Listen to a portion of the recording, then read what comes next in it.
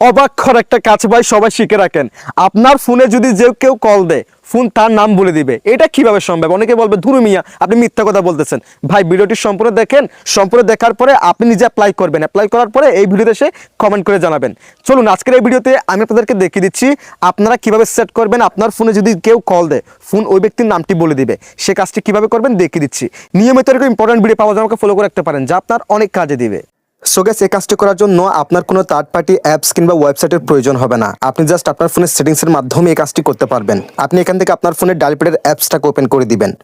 অ্যাপসটাকে open করে দেওয়ার পর এখান থেকে থ্রি ডট মেনু এই অপশনে ক্লিক করে দিবেন।